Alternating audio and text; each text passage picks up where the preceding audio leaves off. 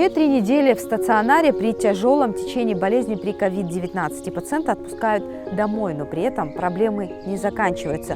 Восстановление после коронавирусной инфекции требует времени. В сегодняшнем выпуске программы «Пациент» мы поговорим о реабилитации при коронавирусной инфекции. Слабость, ноги почти не ходят, значит, пульс 150. Кто перенес вакцину тяжело, они, скорее всего, и вирус перенесли бы нелегко. Потому что в Москве было то же самое. В первую волну никто не верил, никто ничего, вторую волну там, да зачем нам нужна эта вакцина, а потом, когда они сотнями поступали в больницу, они уже по-другому. Сейчас вакцинируются, в принципе, достаточно хорошо. Условия нашей природы – это самые лучшие условия для того, чтобы пациент восстановился.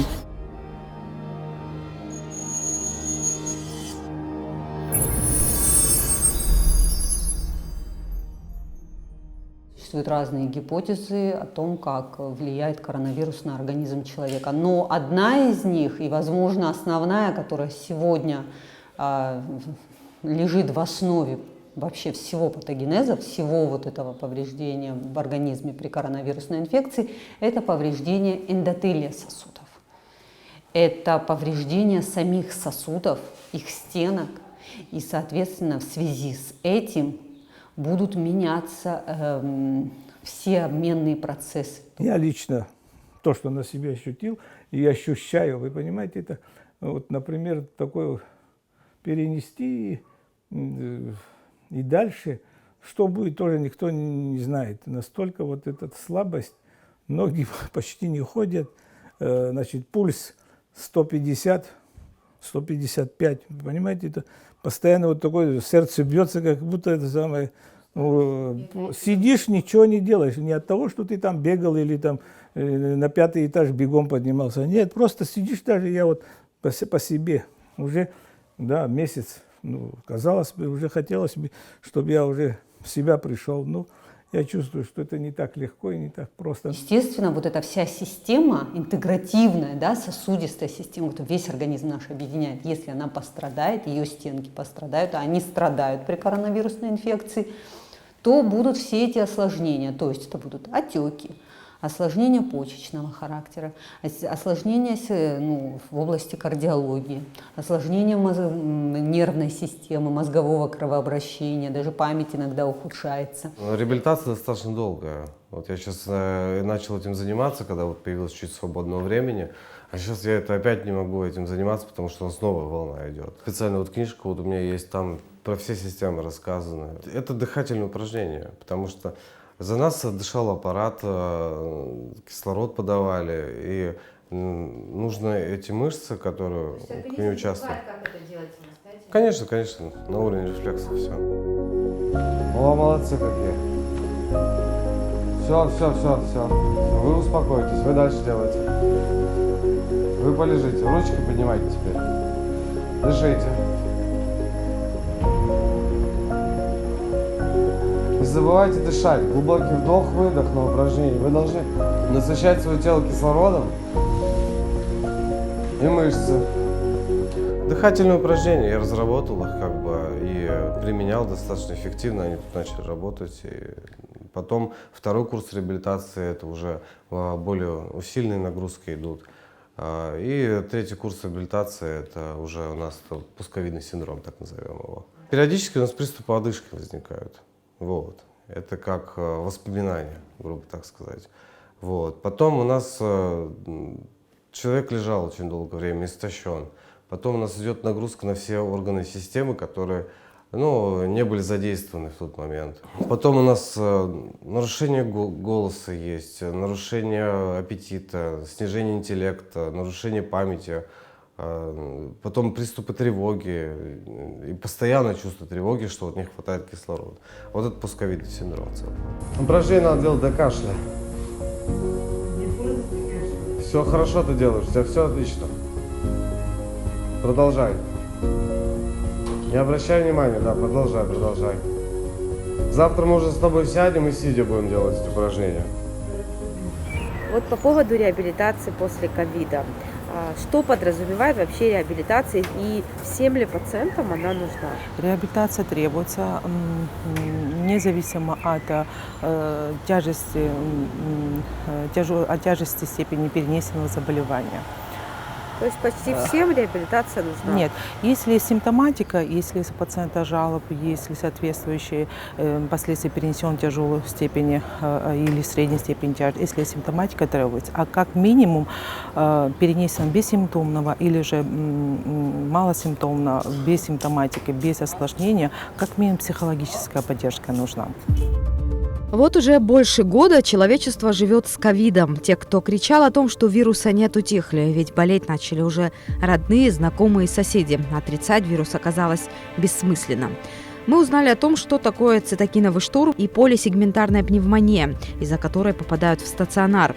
Количество больных в Абхазии коронавирусом перевалило за 16 тысяч человек, по данным на 17 июня.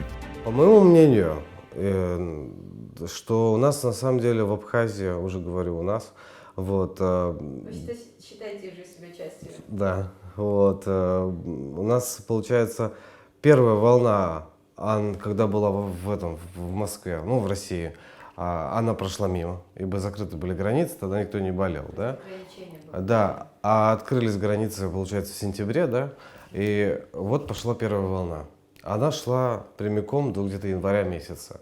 Хотя уже в России была уже вторая волна. Там началось все с лета, вот, ну, с осени, с весны. И если мы говорим, например, про Москву, там метро, закрытые площадки, поэтому вторая волна приходится на осенне-зимний период больше. Здесь же приходится, наоборот, на весенне-летний период, когда люди начинают общаться с друг другом. Сейчас я вижу вторую волну. По больным, как я их, ну, сейчас обследую и смотрю, я вижу, что вот то, что я наблюдал и в ноябре месяце в Москве, я вижу это здесь, да. Здесь ситуация такая, значит, первая волна, мы затронули 70-80 лет, вторая волна это 60-70 лет, и третья волна это будет 50-60 лет. То есть, ну, это идет градация возраста. В ноябре, к сожалению, у нас приходились летальные случаи на 45 лет, 50 лет, это было уже как бы, в Москве, да. Летальность была очень высокая. А здесь кто из тяжелых молодых лежит? Ну, в данный момент есть парень молодой и девушка молодая, вот, ну, мои ровесники 35 лет. Наша вакцинация, во-первых, она очень мизерная, и процент вакцинированных очень низкий. И говорить о том, что это будет вакцинальный иммунитет, очень сложно. Сейчас нет иммунитета у людей фактически. Это с момента вакцинации должно пройти 45-42 дня до момента выработки антител с первой вакцинации. Не через «сегодня я вакцинировался, завтра я могу идти на свадьбу», так это не работает. Наоборот, надо себя поберечь и попытаться избежать заражения в этот период, потому что после вакцины любой маленький ребенок, когда вакцинируется, говорят, попытайтесь избегать каких-то вот мест скопления и так далее, чтобы не заболеть чем-то другим. Во-первых, вакцинальная прослойка очень маленькая, а во-вторых, про волну. Ну, это не миф уже, это уже основательная истина. Он с нами, и он сезонен. Сезоны, пики будут выше, ниже, но они будут. Рекомендации, то есть по поводу реабилитации, условия нашей природы – это самые лучшие условия для того, чтобы пациент восстановился. То есть морской воздух, горный где-то климат? Да, да, совершенно верно. Горный климат, морской воздух. То есть наш климат – это самый лучший реабилитационный метод, нужно его правильно использовать. То есть для пациента должно быть регламентирована лечебная доза ходьбы, обязательно побольше находиться на свежем воздухе, принимать все приписанные рекомендации докторами, значит, пациенты устают порой, то есть, потому что лечение требует долгое время, и затрат на это все, они депрессируют, устают, поэтому нужна пациентам психологическая поддержка.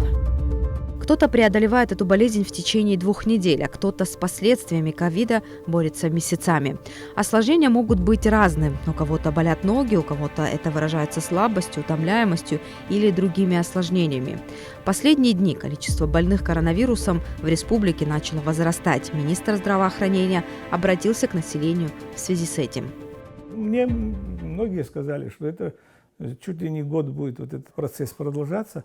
Ну, каждый по-своему переносит.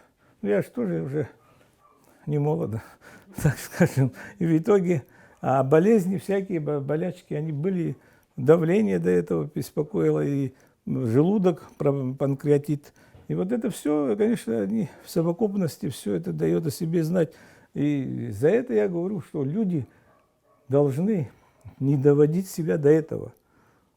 Некоторые, они переболели, дай Бог им это повезло. Надо молиться Бога, спасибо сказать, что так им повезло. А то, но это не говорит о том, что следующий, через полгода он опять не заболеет. Так что даже я, который это переболел, не исключаю, что при таком, так сказать, отсутствии иммунитета, слабости, через несколько месяцев где-то и что-то дополнительно не подхвачу, если я не сделаю вакцину. Людям надоедает лечиться таблетками, также надоедает нагрузка, они ленятся, у них есть мышечная слабость.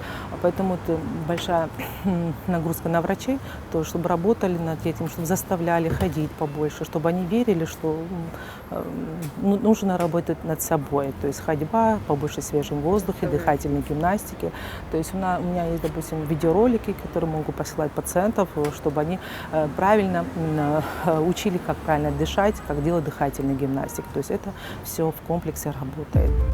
Нынешняя вспышка связана с тем, что, как считают специалисты, вирус мутирует, и новые штаммы коронавируса становятся более заразными. При этом болезнь протекает агрессивнее, и все больше людей молодого возраста оказывается на койках стационара.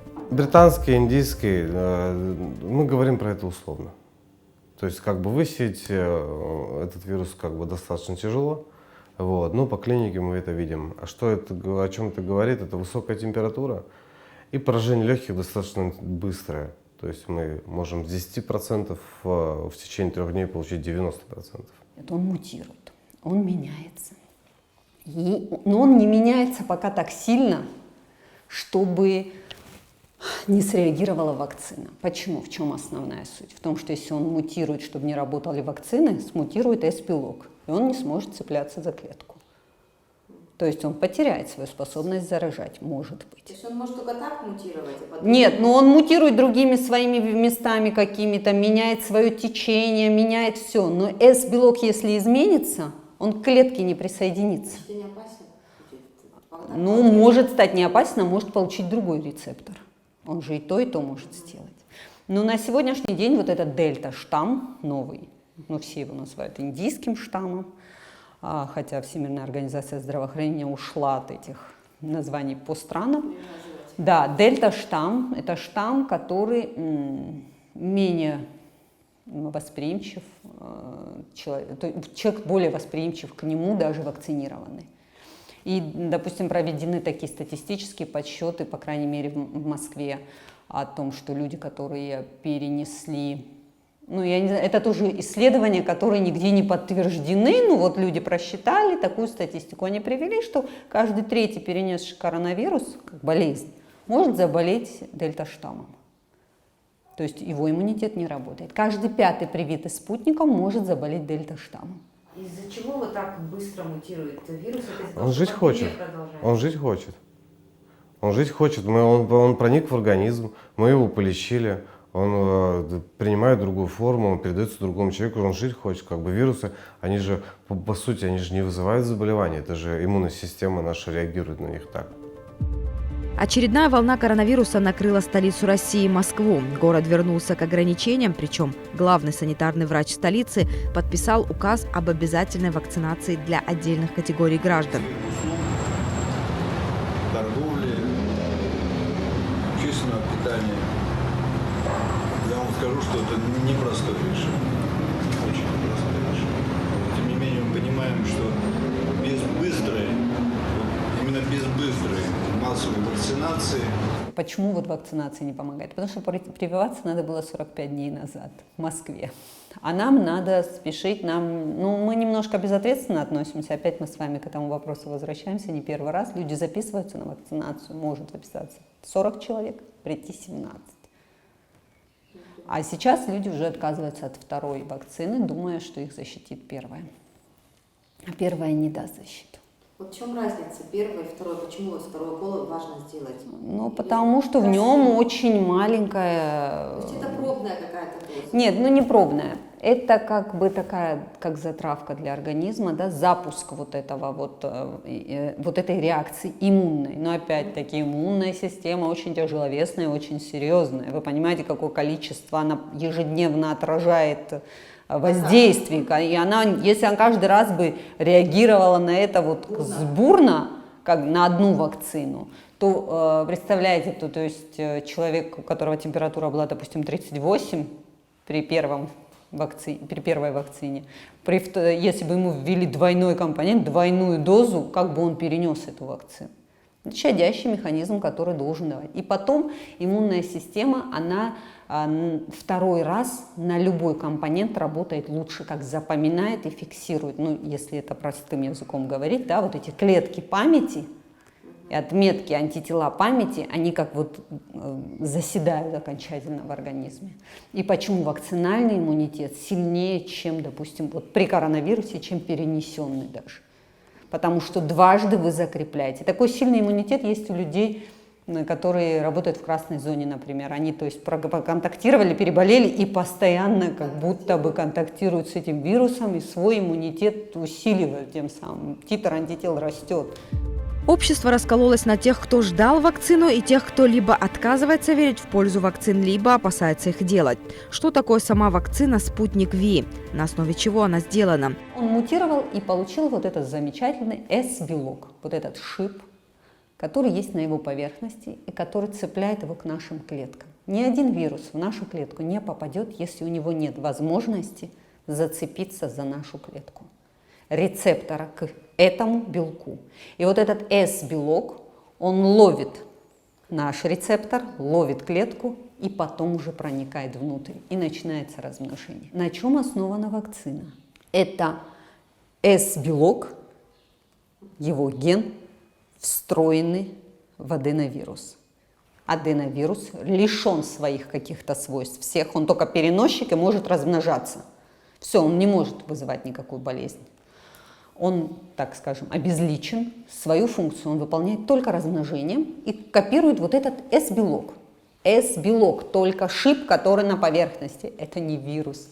И вызвать никакую болезнь он не может. Он просто такой крючок своеобразный, если или замок, да, ключ к замку подошел и открыл клетку. А мы теперь обманываем клетку, мы запускаем, и она реагирует. Мало того, что она, если бы это был вирус, она бы его запустила, а тут она не просто его, там нечего запускать, там нет вируса, а она просто включает свой иммунитет. Весь организм, она посылает сигналы о том, что в организм попал вирус, опасный для организма. И начинает работать иммунная система. Иммунная система очень сложная, начинает медленно разворачиваться. И поэтому, сделав сегодня вакцину, через 3 дня ожидать каких-то антител или даже через неделю бессмысленно. Ведь у нас не было кори. 35 лет врачи забыли, что такое кори. И у нас умные люди перестали, в кавычках умные, перестали прививаться от кори. Якобы она что-то там вызывает, якобы ребенка там убивает. Мы что получили? Мы получили кори, и мы получили летальный случай, потому что мы забыли, что такое кори. Давайте возьмем лечение вируса. Мы провели ли клинические испытания, когда начали его лечить? Мы точно ли были уверены в том, что мы правильно лечим? Но люди почему-то не боялись лечиться. И почему-то мы используем дексаметазон, это гормон достаточно серьезный, он повсеместно. Мы используем достаточно сильные антибиотики, которые... А правильно ли мы делаем вообще? Ведь первая волна нам показала, что во вторую волну мы поняли, что в первую волну мы недостаточно корректно лечили. Вот стоит довериться, стоит принять это все, и давайте как бы сколько у нас было людей, которые говорили, что вируса просто не существует, и что ковид это... Где эти люди? Когда они попадают в реанимационное отделение, и когда на них одевают маску СИПАП, что они? Они чем-то другим заболели? Я, правда, очень плохо отношусь к скептикам. Я вообще не люблю разговаривать, если честно, на тему антивакцинальных настроений, потому что антипрививочники – это достаточно серьезное движение, и очень часто они просто не слышат никаких доводов. Я не хочу никого обидеть, но я, как вы вот верующему не объясните. Ну вот я сама верующая. Вот вы мне никакими доводами сейчас не объясните, что нельзя верить, что это неправда. Это движение уходит корнями далеко-далеко в прошлое. В момент становления, во-первых, в момент становления вакцин, когда они только создавались, когда были ошибки, когда были какие-то проблемы. Самые большие проблемы были с вакциной против полиомиелита. Но какое количество людей в тот момент умирало от этого, было парализованными. Но вакцина изменилась, и я имею в виду, умирали от болезней. От самой вакцины, да, были осложнения, но нас спасла миллионы жизней, несмотря на какие были осложнения. А потом спутник отличается, это генно-инженерная вакцина, все-таки легче по своему антигенному, по своей антигенной нагрузке, там вот этот S-антиген-1, да, и он не тяжелый, допустим, она не такая, как АКДС, например, в которой там десятки тысяч антигенов, да. Но проблема в том, что говорят в общем какие-то фразы. Если, допустим, вы мне зададите конкретный вопрос, почему вот это не так? Бесплодие. Откуда пошел миф? Пусть старики вакцинируются, а вот женщины и мужчины такого детородного возраста, вы воздержитесь. А мужчин тоже уже, да, тоже? Ну да, к бесплодию.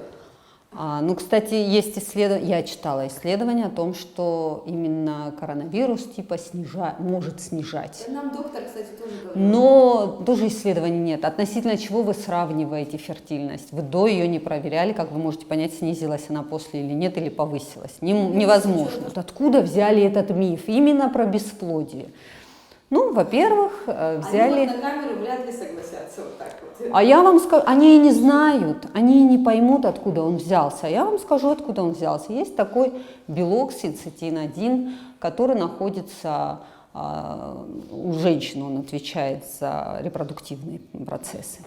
И кому-то из ученых пришло в голову, что синцитин-1 по своей структуре похож на S-белок.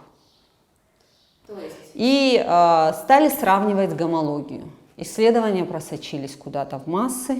Сначала в научные массы, потому что в обычные массы исследования про синцитин вряд ли бы просочились. А потом это было превращено в дальнейшую игру. Это серьезная игра фармкомпаний, это серьезные антиправительственные, антиглобалистские движения. Это вообще не про науку и не про медицину. А если кто-то в это попадает, это зачастую связано с какими-то внутренними идейными убеждениями. Если смотреть на это с точки зрения социологии, говорят, уровень антипрививочного движения напрямую корреляционной зависимости идет от недоверия к правительству. Вторая волна, все, ну вот сейчас вот, да, она все расставит на свои места. Люди поймут, что это такое. Правда, поймут, и тогда уже более осознанно к этому подойдут. Потому что в Москве было то же самое. В первую волну никто не верил, никто ничего. Вторую волну там, да зачем нам нужна эта вакцина? А потом, когда они сотнями поступали в больницу, вот, они уже по-другому. Сейчас вакцинируются, в принципе, достаточно хорошо. Как вы думаете, сколько человек или какой процент населения может охватить вот сейчас волна новая здесь у нас? Ну, судя, вы же видите, Статистика же. понимаете. Есть статистика. Первая волна 25%, вторая волна 45%, но оставшаяся будет на третью. Вывод один. Ковид не заканчивается с выписыванием из больницы и завершением основного заболевания. Постковидный синдром существует, и он до конца, как и сам вирус, не изучен. Самое главное – не упустить момент и вовремя обратиться к врачу. А еще лучше с коронавирусом и вовсе не встречаться.